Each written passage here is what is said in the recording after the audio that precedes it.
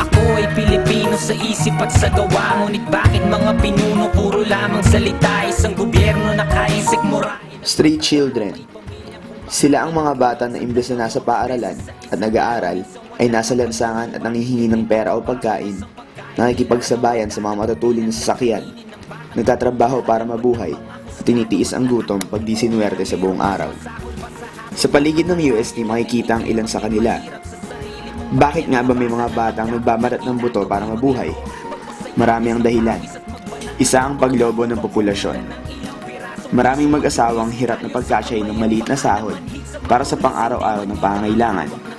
Marami ang walang maayos sa trabaho at umaasa sa mga bagay na maaaring pagkakitaan.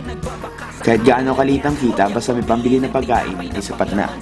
4 na bata, edad 5 pababa, ang namamatay kada 30 minuto dahil sa kahirapan. Hindi sila nakakapag-aral, imbes na librong hawak ang panggalgal ng basura para mabenta o makahanap ng pagkain. 20% ng mga batang Pilipino, edad 6 hanggang 15 ay hindi nakakapag-aral.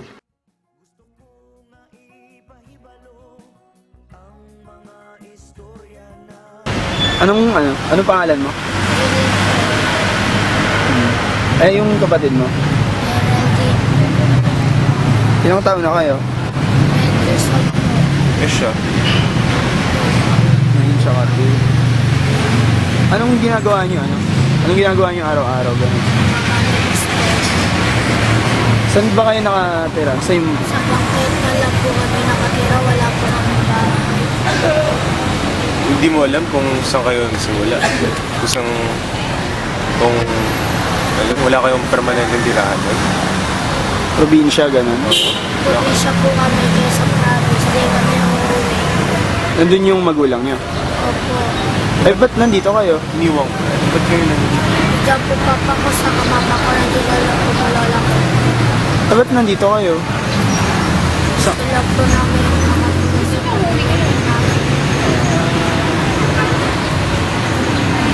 Sige. Sa dami ng mga kagaya ni Janine, huwag lang tayong umasa sa kanya. Dahil tandaan na nasa Diyos ang awa, nasa tao ang gawa. O sa kanya. Bawat isa sa atin ay dapat tumulong kahit sa maliit na paraan lamang. Mistulang patintero ang buhay nila. Kailangan makalusot sa bawat araw na puno ng hirap, pagod at gutom para mabuhay.